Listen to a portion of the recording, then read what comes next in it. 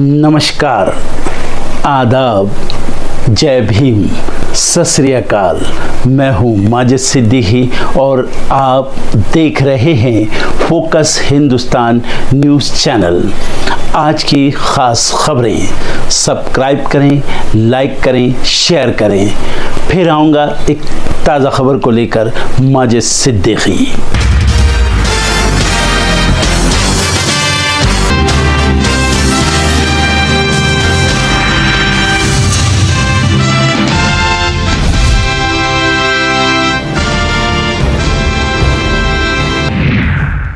उपराष्ट्रपति जगदीप धनखड़ ने दिया इस्तीफा। इस्तीफे के पीछे खराब स्वास्थ्य को बताया वजह। राष्ट्रपति को सौंपा अपना इस्तीफा।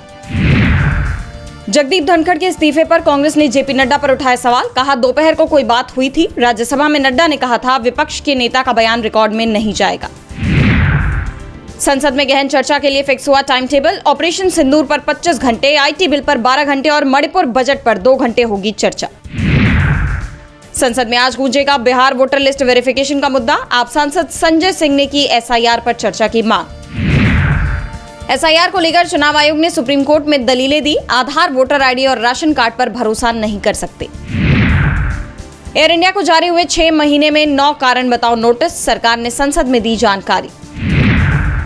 ओडिशा में किशोरी को जलाने पर सुप्रीम कोर्ट ने जताई चिंता। कहा, हम शर्मिंदा हैं। चंदन मिश्रा की जान लेने के मामले में मुख्य आरोपी गिरफ्तार। बादशाह को एसटीएफ ने बंगाल से दबोचा। दिल्ली एनसीआर में सुबह सुबह डोली धरती। फरीदाबाद रहा भूकंप का केंद्र। रिक्टर स्केल पर 3.2 रही तीव्रता। दिल्ली एनसीआर में आज जमकर बरसेंगे बादल। मौसम विभाग ने दिल्ली वासियों को राहत भरी खबर सुनाई। यूरोपीय देशों के साथ बातचीत से पहले ईरान का अमेरिका को संदेश। हम परमाणु कार्यक्रम रखेंगे जारी। ट्रंप के खिलाफ अदालत पहुंची हार्वर्ड यूनिवर्सिटी। फंडिंग रोके जाने पर जताई आपत्ति। गीता गोपीनाथ का आईएमएफ से इस्तीफा। दोबारा हार्वर्ड विश्वविद्यालय लौटेंगे। जजों के बर्तनों में खाना कर्मचारियों को पड़ा महंगा। गेस्ट हाउस के स्टाफ पर हुई कार्रवाई। भारत अमेरिका के बीच होने जा रही मिनी डील। 1 अगस्त से पहले मिलेगी खुशखबरी। S&P 500 और नैस्डैक ने बनाया नया रिकॉर्ड। ट्रेड टेंशन के बीच एशियाई मार्केट्स में भी तेजी। भारत में 6,750 पेट्रोल पंप चलाती है रूस की कंपनी। अब देश में करेगी 70,000 करोड़ रुपए का निवेश। आईफोन खरीदते ही खराब हुआ माइक्रोफोन। अब लौटानी होगी पूरी रकम। एप्पल और क्रोमा पर हो गई कार्रवाई। LIC की SBI में हुई 9.49% की हिस्सेदारी। 5,000 करोड़ रुपए के 6.1 करोड़ से ज्यादा शेयर खरीदे। दिल्ली सरकार ने DVB पेंशनधारियों को दी खुशखबरी। ग्रेच्युटी सीमा बढ़ाकर 25 लाख रुपए की।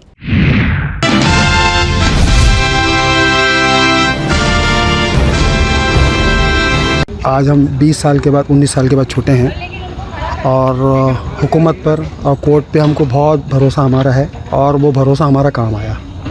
हालांकि हमारा कोई लेने देना नहीं था केस से, लेकिन चलो सेशन से ही हमको छूटना था, लेकिन हम यहाँ से छूटे। लेकिन हम इसके लिए हुकूमत का और जजेस लोगों का और हमारी जो वकीलों की जो टीम है, इनका शुक्र अदा हम करते हैं। आपको क्या आरोप लगाए थे आपके ऊपर? मेरे ऊपर जो सीमी वाला मैटर था कि मैं सीमी से ताल्लुक़ रखता, लेकिन सब वो नहीं था कुछ, क्योंकि बहुत लंबी बात है, पुरानी बात है। बस फंसना था, फंस गए बस।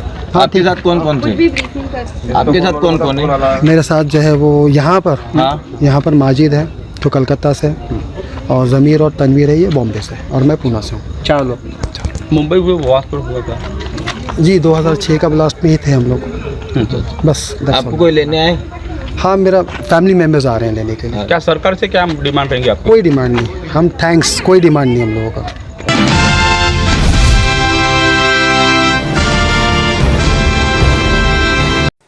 हिंदू मुस्लिम आहेच, तो एक बेडूक ओरडतोच आहे त्याच्यामध्ये, त्याला काम तेवढंच दिलेलं आहे। तुझी उंची केवढी, आवाज कसा, म्हणजे उंची पेंग्विनची, चाल बदकाची, आवाज कोंबडीचा।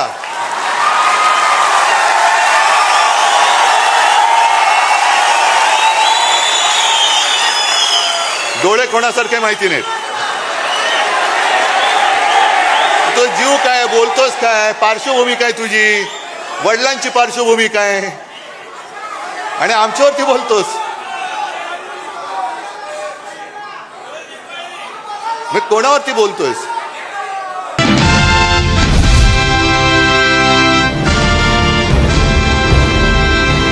भारत के उपराष्ट्रपति जगदीप धनखड़ ने संसद के मॉनसून सत्र के पहले ही दिन अचानक इस्तीफा देकर देश को चौंका दिया है। लेकिन इस्तीफे से कुछ घंटे पहले उन्होंने जो संदेश दिया वो भारतीय राजनीति के लिए एक गहरी सीख बन गया। राज्यसभा की कार्यवाही की शुरुआत करते हुए धनखड़ ने कहा, राजनीति का सार टकराव नहीं संवाद है। उन्होंने स्पष्ट किया कि भले ही सभी राजनीतिक दल अलग अलग रास्तों पर चलते हों, लेकिन उनकी मंजिल एक ही होती है, देश हित। धनखड़ ने सभी नेताओं से अपील की है कि वो एक दूसरे के खिलाफ अशोभनीय भाषा और निजी हमलों से बचें। उन्होंने टीवी डिबेट्स और सार्वजनिक मंचों पर दिखाई देने वाले असभ्य व्यवहार पर चिंता जताई और कहा कि ये हमारी सभ्यता के मूल स्वरूप के खिलाफ है। उनके मुताबिक आंतरिक संघर्ष देश के दुश्मनों को ताकत देता है और हमारे भीतर फूट डालने का मौका मिलता है। दिन की कार्यवाही खत्म होने के कुछ घंटों बाद ही उन्होंने राष्ट्रपति द्रौपदी मुर्मू को एक पत्र सौंपा, जिसमें उन्होंने स्वास्थ्य कारणों का हवाला देते हुए तत्काल प्रभाव से इस्तीफे की घोषणा कर दी। अपने पत्र में उन्होंने लिखा कि डॉक्टरों की सलाह के अनुसार उन्हें स्वास्थ्य पर ध्यान देना जरूरी है। हाल ही में उनकी एम्स दिल्ली में एंजियोप्लास्टी हुई थी और मार्च में भी वो अस्पताल में भर्ती रहे थे, लेकिन इसके बावजूद वो संसद और अन्य कार्यक्रमों में काफ़ी सक्रिय नजर आते थे। धनखड़ अगस्त 2022 में उपराष्ट्रपति बने थे और उनका कार्यकाल 2027 तक था। उनकी अचानक विदाई ने न सिर्फ सत्ता पक्ष को बल्कि विपक्ष को भी हैरानी में डाल दिया है। अब ये देखना दिलचस्प होगा कि क्या वाकई ये इस्तीफा सिर्फ स्वास्थ्य कारणों से है या इसके पीछे कुछ और बड़ा संकेत छिपा है।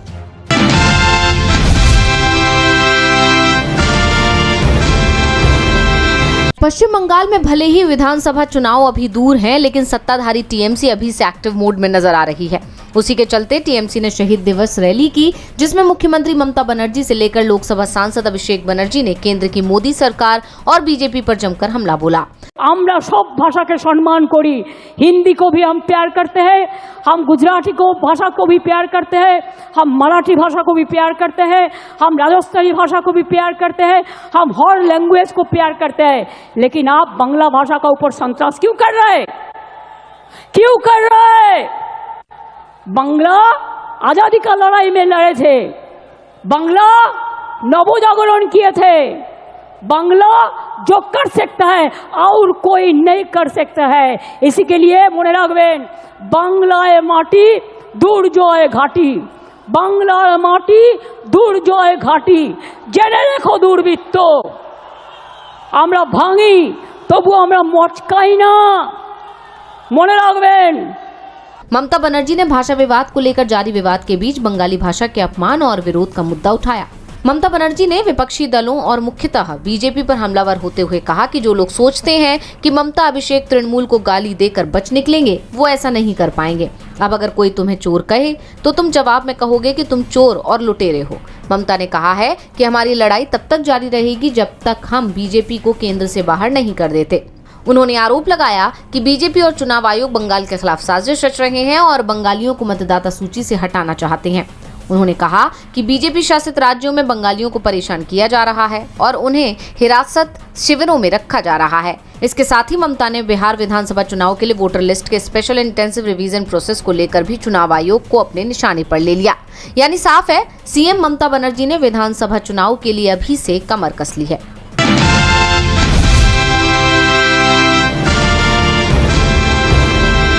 सुप्रीम कोर्ट ने जांच एजेंसियों की तरफ से वकीलों को तलब करने के मामले का स्वतः संज्ञान लिया था, जिस पर 21 जुलाई को सुनवाई हुई और कोर्ट ने ईडी को जमकर फटकारा।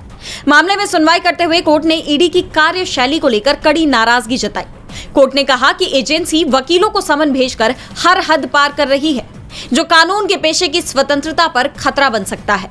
मामले में मुख्य न्यायाधीश BR गवई और जस्टिस K विनोद चंद्रन की पीठ ने सुनवाई की। ये सुनवाई उन मामलों से जुड़ी है जिनमें वकीलों को सिर्फ अपने मुवक्किलों को कानूनी सलाह देने पर ईडी ने नोटिस भेजे हैं। मामले में सुनवाई के दौरान मुख्य न्यायाधीश गवई ने कहा कि वकील और मुवक्किल के बीच बातचीत एक गोपनीय संवाद होती है, ऐसे में वकीलों को नोटिस भेजना सरासर गलत है। इसके साथ ही उन्होंने कहा कि इस मामले में जल्द ही दिशा निर्देश बनाए जाने चाहिए ताकि भविष्य में ऐसी स्थिति न बने। यही नहीं, मामले की सुनवाई के दौरान यह भी सामने आया कि वरिष्ठ अधिवक्ता अरविंद दातार जैसे बड़े नामों को भी ईडी की तरफ से नोटिस भेजे गए हैं। हालांकि इस पर अटॉर्नी जनरल आर वेंकट रमणी और सॉलिसिटर जनरल तुषार मेहता ने सफाई देते हुए कोर्ट को बताया कि इस मामले को सरकार ने गंभीरता से लिया है। मेहता ने बताया कि जांच एजेंसी को साफ निर्देश दिए गए हैं कि सिर्फ कानूनी सलाह देने वाले वकीलों को नोटिस नहीं भेजे जाएं। सॉलिसिटर जनरल ने कहा कि जो वकील सिर्फ कानूनी सलाह दे रहे हैं उन्हें समन नहीं किया जा सकता। बता दें कि मामले में सुप्रीम कोर्ट की ये टिप्पणी वकीलों की स्वतंत्रता और उनके पेशे के अधिकारों को बचाने की दिशा में एक अहम कदम माना जा रहा है। कोर्ट ने साफ कर दिया है कि मुवक्किल और वकील के बीच की बातचीत को छेड़ना संविधान और न्याय व्यवस्था के खिलाफ है।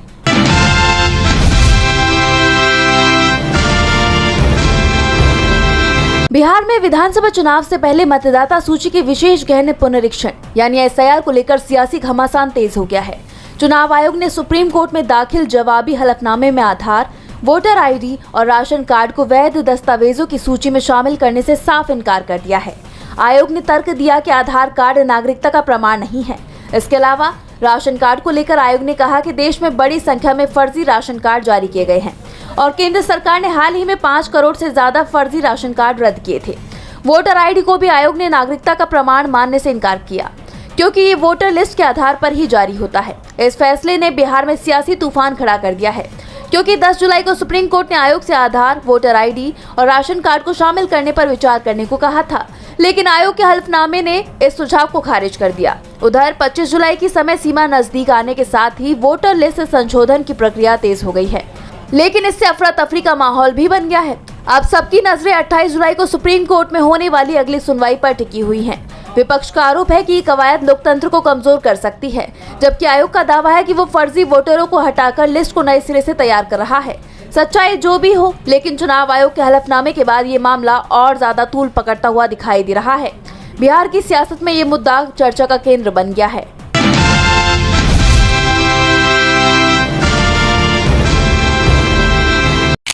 शर्म की बात है कि हमारे देश में मिलने वाली माचिस की डिब्बी के ऊपर जो एमआरपी है वो तो 2 रुपए तय है कि 2 रुपए से ज्यादा ऊपर मार्केट में ये बिक नहीं सकती है, पर जो मेडिसिन्स 140 करोड़ लोगों के घर जाती है इसकी एमआरपी अभी तक तय नहीं हुई है। ये मेरे हाथ में कुछ मेडिसिन्स के पत्ते हैं जिसकी एमआरपी है 120 रुपए और मैंने मार्केट में होलसेल में पता की तो 8 रुपए का पत्ता मिलता है। और अगर 120 की जगह ग्राहकों को 110 में 100 रुपए में मिल रही है तो वो खुश होकर लेते होंगे कि हमें 10-20% डिस्काउंट मिल रहा है।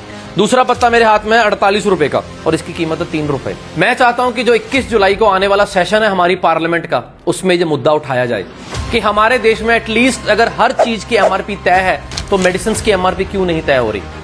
गरीब बंदा, अमीर बंदा, मेडिसिन एक रेट में मिलनी चाहिए। मैं नहीं ये बोल रहा कि इसमें मार्जिन नहीं होना चाहिए। जो लोगों का मेडिसिन के काम से घर चलता है उनको भी मार्जिन मिलना चाहिए, पर यह मार्केट कंट्रोल्ड होनी चाहिए।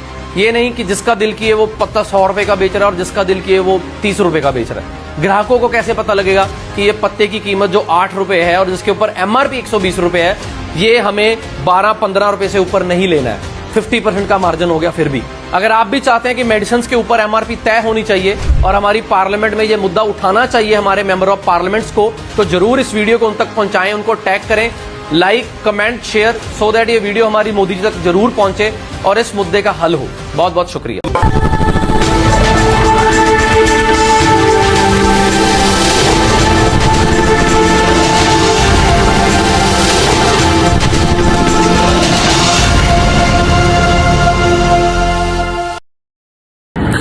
दोस्तों आज मैं आपको बताने वाला हूं कि अगर आपकी बॉडी में मैग्नीशियम की डेफिशिएंसी हो जाए तो आपको क्या क्या प्रॉब्लम हो सकती है। सबसे पहले इंसोमेनिया, नींद ना आना, स्लीपिंग डिसऑर्डर, इंसान सारी रात करवटें बदलता है, नींद नहीं आती, स्ट्रेस लेवल, एंजाइटी बढ़ जाती है इससे, क्योंकि कोर्टिसोल हार्मोन को रोकने में मदद करता है। और अगर आपकी बॉडी में मैग्नीशियम नहीं है तो कोर्टिसोल बढ़ जाता है, जिसकी वजह से स्ट्रेस और एंजाइटी हो जाती है।